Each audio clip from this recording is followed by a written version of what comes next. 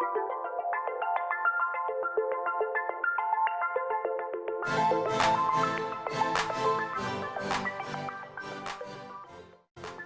I'm Norton Parsons. I work at the Wellness Center at your University of Miami. The Wellness Center is a 120,000 square foot building that's designed to help our students understand the importance of developing a higher quality, longer life. A variety of programs, classes, fitness facilities, pool, basketball courts, etc. And as part of a student here, you go through a wonderful orientation program where you learn about all the programs involved at the university. That helps you academically as well as outside the classroom. So don't hesitate. We'll see you soon. Go Canes. One of the most popular programs under the Wellness Center's umbrella is the intramural program, specifically intramural football. We interviewed the Assistant Director of Intramurals, Tom Soria, for more information. We average anywhere between 90 to 100 flag football teams in the fall semester, which is a lot. And it's actually our first major sport that's played in the fall, and it's in conjunction with, it coincides with the regular college football season. So kind of gets everybody that we're going back on campus, it's our new year for the UM football team, it's a new year for flag football, we want to just get involved. And so I think it's a good motivator to go out and participate and get to know people and compete as well and make friends. The intramural football program is indeed very popular, so much so that Powerade wanted in on the action. They have a sponsorship with the university to provide refreshing and hydrating drinks during select intramural programs. Here's Tom Soria for more. Yeah, it's a sponsorship that was coordinated basically through our national office, NERSA, and they asked us the first year of the 3-year contract if we would be the guinea pig or a trial school for that, because University of Miami is a trial school for that. And I said, sure, why not? Let's give it a shot. And it definitely is successful. Students sometimes come out just because they know there will be free refreshments, which are located right outside the Michael Urine Fieldhouse, which is conveniently where students also go to check in. And Tom Soria will now explain why exactly do they require players to sign in before participating. And another thing is participants. We need to know how many males, how many females are participating in our programs, because we submit that in all of our annual reports and monthly reports up to student affairs to let them know, like, listen, this is how many students we're affecting on campus. Right. This is how many people that we have. We had over 8,000 participants last year in intramurals. We have a population around 10,000. I'm not saying 8,000 other 10,000, but combination of if I played on a men's team and a co-ec team, that counts as 2. Right. But it's a high level of participation, which is very, very nice. Yeah. And unusual, but a good thing. Right. And another thing is safety issues. If someone plays on another team who is ineligible, we will know about it. Right. If a fight breaks out, we've got their C number and their name, and we're able to get that information. We always strive to be one of the best programs in the nation, and I believe that, my supervisors believe that, and it's very obtainable. And we've done state-of-the-art things from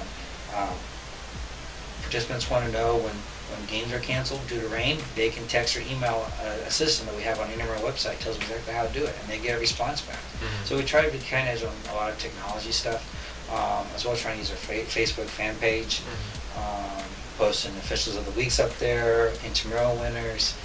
So there's all these different avenues that we're always continuing to try to improve. So we're always looking to improve our officiating.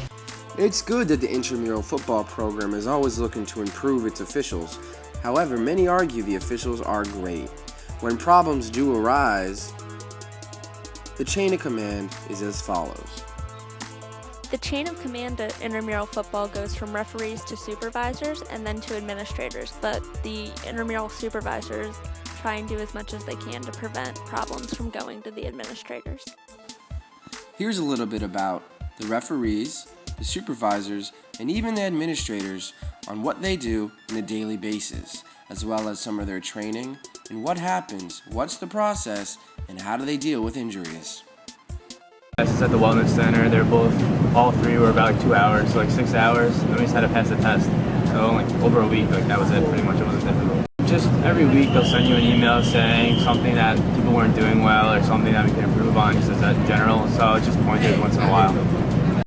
Well, there's always at least 3 or 4 reps on the field at a time, so we usually try to help each other out. Like if someone makes a bad call, we're always told to back each other up, whether we agree with it or not. If the players ask you agree with them, because when you make them a bad call the next time, you really want them to back you up also. We're really not the supervisors. There's always at least one supervisor on the field, and they really more deal with that. Our job is really just to get their attention, and then they take care of it. Well, my job is just to like supervise all the referees, make sure they're doing their jobs, making the right calls. So I pretty much just walk through each of the games, see what they're doing, make sure they're doing the right calls. And if there's any problems and disputes, I have to be the one who makes the call. And also, like if someone gets hurt and stuff, I have to fill the report and make sure I give the first aid. When a player does get hurt, as seen here, and a supervisor cannot fully handle the situation, an administrator may step in. Process, I get the nightly reports the night before, along with all the injury reports, and I go through there to see if it's something that I really need to follow up on. If it's something I need to follow up on, I'll do a courtesy follow-up. If they happen to miss class for an extended period of time, exam, midterms, finals, whatever it may be, they're starting to have difficulties attending class because of the injuries, I make sure I alert the Student Affairs Office, and then they will take care of it from there. Student employees, whether they're referees or supervisors, work in conjunction with administrators on all levels of the intramural program.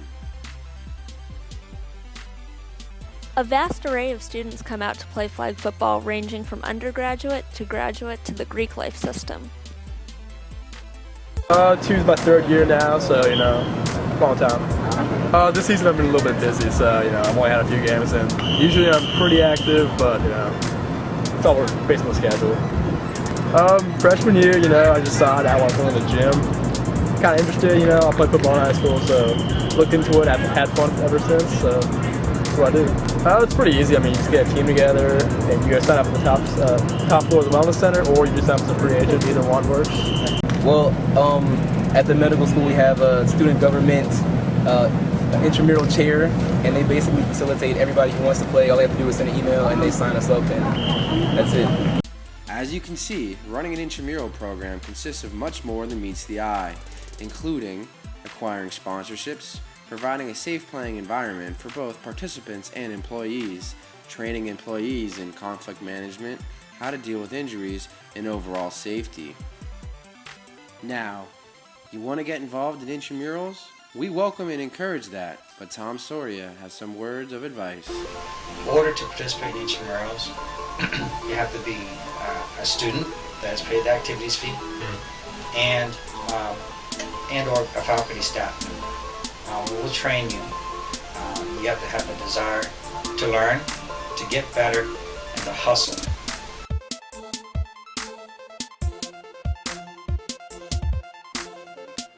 And football's the best.